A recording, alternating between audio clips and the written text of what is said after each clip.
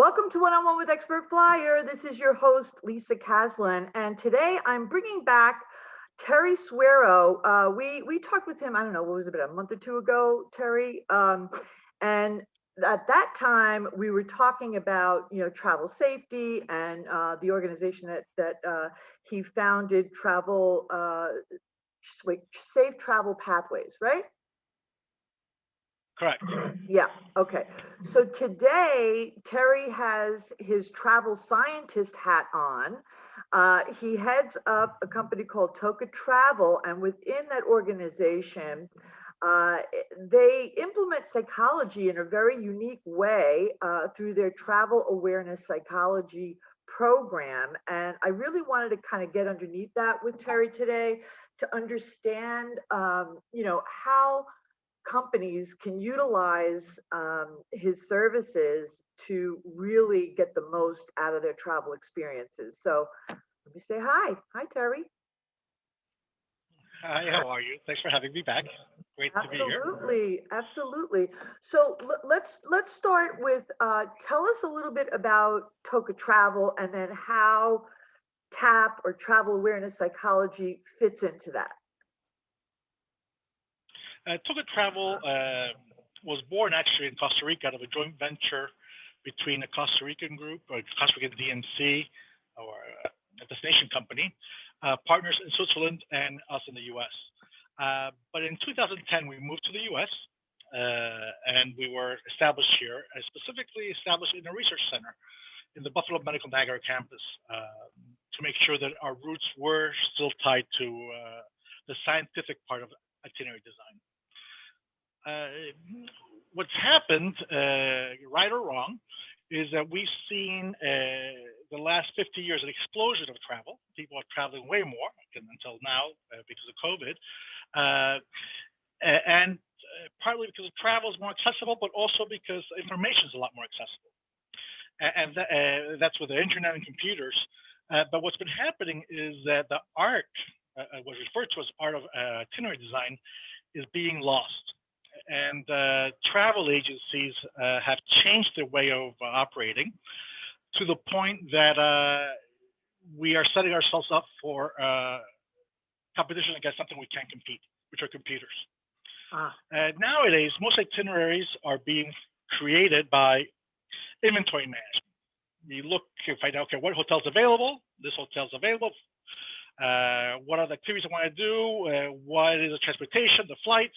And based on what's available and the price cost, so this hotel is $400 this week, but next week is $800. I'll probably go this week. But in a nutshell, it's all about inventory management and logistics. And that's why I say it's a losing game if we play that, because computers will always do that better.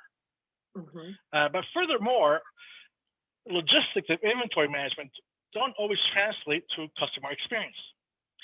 And that's the main thing that we're dealing with. That's what we are about, is we've been studying for the last 11 years how the order and how do you create itineraries not based on inventory management, but on the maximization of experiences. So that's what it is, the crux of it. In a nutshell. Okay. So where are you pulling data from to get those answers? We have a whole, when we began this division of psychologists that were studying all this. And as a wholesale company, we had a hard time really getting the data from the travel agents or the travel agents' clients, just from a confidentiality perspective. So we opened our own division, a small retail division, and those were our guinea pigs. So we would let our customers know they're part of a study, and with that, we tested a lot of the theories. Interesting enough, that small retail division that never even had a name, our guinea pig division, call it, the trips were so good, they started referring among themselves, and more, and before we knew it, right before the pandemic, our retail division had passed our wholesale division. And that was with no advertising, not even a name, no website, and it was just purely on word of mouth. Wow. So that's when we realized that there is an impact that's more than what we think ourselves. Okay. Yeah, that's the history. So now we're in that stage of what do we do and how do we share this with other travel agencies, but also with travel designers, and those could be those working in a company or those who are designing their own trips, the consumers who are well traveled. Okay, yeah, that brings up a good point. So just to distinguish between a wholesale travel company, I'm assuming at a basic level that that means that travel agencies will call you and ask you to put something together for them. Is that what that means? That's exactly what it means. And wholesale could be different ways. One is we can have a package and we just push that. Or the reverse is we can get a request from a certain travel agency that wants a biking trip in Salta that they're going to try to promote on a regular basis. So with that group, for example, we just did this a year ago, was we created a mixture of a biking trip with a relationship trip in Salta, Argentina. So it was a trip that was both, you could bike, or also you could not bike and still have a great experience. Now, the importance of this, just to give you an analogy, is many times you have couples that are traveling, and the wife is an avid biker and the husband isn't. Right. So we want to make sure that they can still travel together as opposed to the wife just going with a biking group. Additionally, there are situations in which the biker gets injured, twists his ankle. We want to make sure, what we're trying to do is make sure that that person's going to be out of the biking part, but still has an amazing experience. And there's no reason why those can't be done correctly at the same time. Okay. So those are kind of the wholesale divisions that we were doing. We were dividing packages for companies with specific requests. Got it. Okay. So some of the clients that you're being asked to help out have some, pretty ambitious goals, right? For their travel experience. A lot of these people, are well heeled, and they're looking for, in addition to luxury, some pretty outstanding requests, right? Like they want to improve their family ties, they want to increase their intimacy with their partner, right? How do you guarantee that? I mean, I don't know any company that would, stand by that promise. Well, we guarantee it just because psychology works. It's that simple. Now, will every initiative work an individual? No. But if you give an itinerary with several bonding experiences, the odds are that 7 out of 10 will work. So that's how we guarantee it in many ways.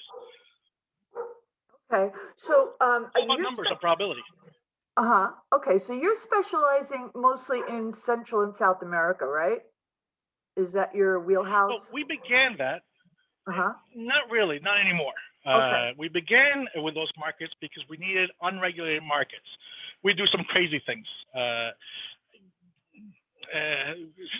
Things that are out of the common, out of the norm.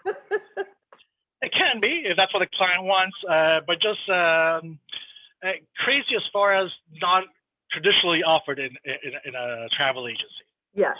Or a travel operator. So we needed markets that would allow and work with us in creating these and doing these changes, like, for example, special permits to be able to access a pyramid in Belize in the evening. Those kind of things that we needed that were not really available in more developed markets like Asia or Europe. But what happened is, as we had our guinea pig group referring itself, we ended up getting a lot of pressure from them saying that they wanted to travel, they love us, they want to travel somewhere else in Latin America. And sometimes we did an analysis of our client base, of our guinea pigs column, I keep on saying that. And in 2019, we had, it was 77% of our clients were repeat clients. That's for the retail company. And out of those, 34 had traveled 2 or more times with us that year. So it's very hard to tell a client, no, we don't do Africa. No, we don't do where you want to go, when they are traveling with you 3-4 times a year with a family. It's a list that starts building. So we did expand. We've opened ourselves up to Northern Africa. We're doing Morocco, and then we started. We're also working with Portugal and with the Azores, which is islands based on Portugal. Then we have Uh-huh. Oman. We're looking at New Zealand right now, but obviously they're closed because of Yes. COVID, and Japan. So we are expanding outside, and we're looking for the partners also to help us with a DMC perspective, from a destination perspective. So, I mean, I know you don't want to give us the precise recipe of your secret sauce, but I'm trying to wrap my head around how you actually use the psychology to tap into the destination or the right experiences for each client. So is it a questionnaire? Is it, an hour interview? How are you doing that? Well, it's funny because not all our clients even know. We tell them we're doing something, and their itineraries are designed with psychology, but a lot of them don't even have requests or any details of what they want. What we do find is our repeat clients end up understanding it more and using it more for specific goals, like their child's graduating and they want to bond before they go, type situations, or even their spouses. As far as the secret recipe, we don't mind sharing it.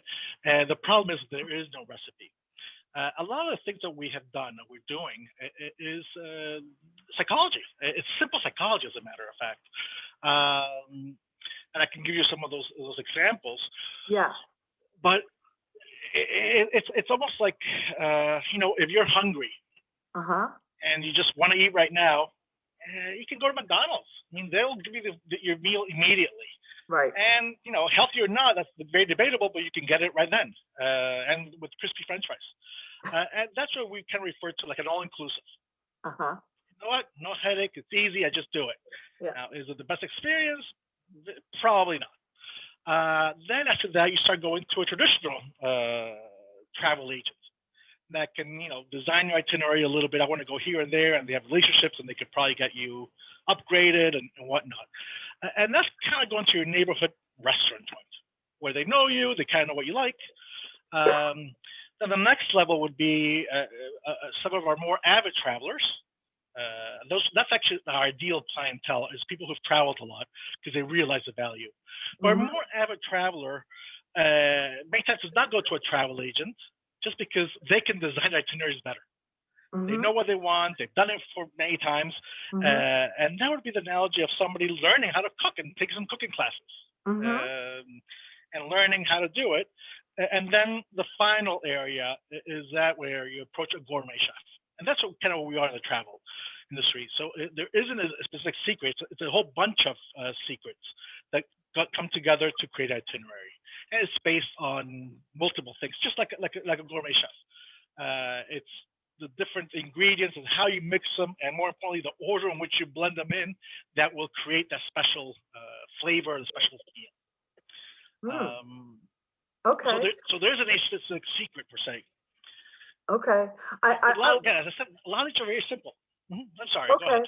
Okay. No. I want to get into that the order of the experiences, but before I do that, give me an example of something that you've put together, recently that's turned your head to sort of say, wow, this really is evidence that it worked. Well, let me give you two very diverse ones. The first one is we started working with families with adopted children from Guatemala. There was a big push in the 90s of Guatemalan adoptions in the U.S. Yes. I'm sorry, in the 2K era. Yeah, and actually, those children now a friend of mine adopted a child from Guatemala. Yeah, I'm familiar with that. Go ahead. Sorry.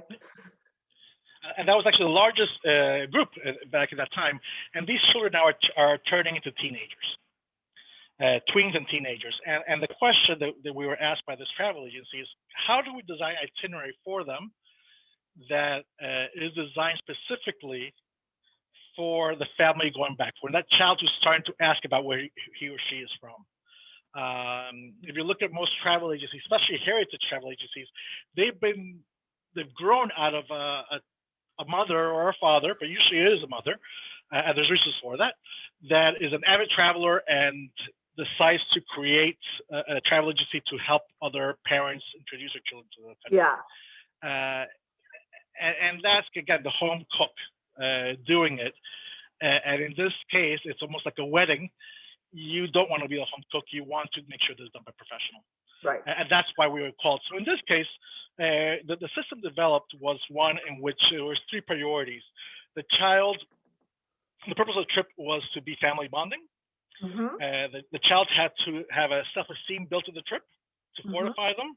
And the third was to show them a positive side of the heritage, and not necessarily promote Guatemala as a race or Latin as a race. It was really more to promote being different and how that is actually not acceptable. It's even more than acceptable. It's cool. So in this case, what we did is we looked at any itinerary going to Guatemala, and we divided them into mini trips. So each segment of it, the volcano, then you go to the beach, those are considered mini trips. And then we identified anything that would be stressful, that could be stressfully emotional for the child. And we label them as ABCs. Basically, the C's were your intense ones, which were, meeting the birth mom or looking for the birth mom or visiting an orphanage. B's would be something that was potential, like going to a party, a village party, which the child could start thinking, my mom could be here. And the A would be something a lot more basic or traditional that wouldn't really trigger that much. And based on what the levels were, we designed those to have precursors and postcursors. What I mean by that, first of all, C's we didn't do. We don't think a tween is ready to meet their birth mom at that level. Now there are agencies who can do that. That's great. But from our psychological perspective, for children, they're not really ready for that. And there was ways you can get them ready for that, but the initial trip should not be about that. So for the B levels, what we do is we create something that is self-esteem building. We build the child's esteem. That could be anything from going ziplining to riding a horse to climbing a volcano. Anything that self-esteem builds, then we immediately do the experience. Let's say this case is a village party. And then immediately, and when we do that experience at the B level, we'll have 2 routes always. And the 2 routes are, if our guides that are with you, which are trained by us, Guatemala, if they see the child starting to stress out, they will jump in and saying, sorry, mom and dad, or sorry, dad and son, we have the kayaking experience right now. We need to go. And they can leave mom with a daughter who's not. That's great. So we have ways in which we can separate it. But then immediately after that experience, we always have something soothing. It could be a pool, pets, anything that the child will calm down. And the funny part of it, our psychologist team started coming up with things from pizza to, believe it or not, McDonald's. So I've knocked them out before, but now I'm going to praise them. And when I first heard that, I'm like, no. As a traveler myself, I'm like, we're not bringing clients to Guatemala to McDonald's. No, that's crazy. And they basically shut me up and said, don't talk and just look at the studies. And they were right. What it really is you need to give that person comfort at that point, and especially in this case, something they recognize, that they know about, familiarity, exactly. So that's an example of how we designed it for a more acute level. All right, hold on. Let me give you the other side of it. Before you go any further, because we literally have like 2 minutes, that's it, and I don't want you to get cut off. Can you explain to me in, just a few words, why is it that the order of the experiences is so important? Let me use the restaurant analogy again. There's a reason why when we go eat a meal, we don't start with dessert, salad, dessert, main course, soup. That simple. Experiences build on each other. And that's the key thing. When you look at itinerary, you want to make sure it builds on each other, but also they're complementary. Another example of that is if you're going on a trip, and let's say you're going to Costa Rica, and you're doing beach, jungle, that's the wrong order. You should always do beach, jungle, beach. Separate anything that's similar. Let it be because of environment or hotel type or anything. Basically, you just make sure the different experiences follow each other. And the reason is if you do beach, jungle, your brain will get the two beaches combined as one experience and automatically tell you which is their favorite. So you're automatically poo-pooing a 30-year trip right there. Yeah. When you separate them, your trip will, and they're all special, they're all good. Now, the trip seems longer for one, because the experiences are not blended. Making them different makes them hard to compare. And as long as the three of them have some special wow in it, then it's an amazing itinerary. So it's simple logic that a lot of Yeah, no. I was going to say, and that's something that we can do ourselves, right? We don't. Yeah, no question. Yeah. Yeah, I love that. That's great. The best advice I could give anybody designing, the home cook or the person designing their itinerary is change. Make sure that your hotels are different from one another. I love boutique hotels. The biggest mistake would be to do boutique. And there's science behind this. Yeah. Just quickly, if you look at the brain, we have the reptilian brain, which is the core one, the limbic brain, which came afterwards, which is the kind of the emotional one that came with the mammals, and then the neocortex, which is the latest development when it came to evolution. And that's what we have as humans. And what happens is the fastest one to react is the reptilian. And the reptilian brain reacts to three things: food, sex, and change. So as long as you're playing that with that reptilian brain, that's how you design it. That's how you can really create the right itineraries. So all these things have a science behind it. That's what we do, is we study the science of why is this happening. Okay. So we can make it more predictive. Real quick, how can people learn more about you? Where should they go? They should either look for a travel agency that's utilizing TAP, or they can call us directly. What's the website? What's the website? Yeah, we're launching as we speak because we never had that. It's www.zanynomad.com. That's ZANYNOMAD.com. But in the meantime, they can also just go to our main company one, which is www.toca, TOCA, travel.com. And Toca is touch in Spanish. Great. Excellent. So we're trying to create itineraries that touch you. I love it. Okay, listen, it was great to talk to you again. All right, so we'll have you back when we have some more burning questions about psychological travel. It's a pleasure. Thank you so much. Great. And I'm saving a lot of nice, interesting stories about that are lighter, from couples bonding to crazy things that can do to bond families. Yeah, we want to hear it. Whenever you want us back, we're more than glad to participate. Okay, Thank you. Thanks. Godspeed. Bye-bye.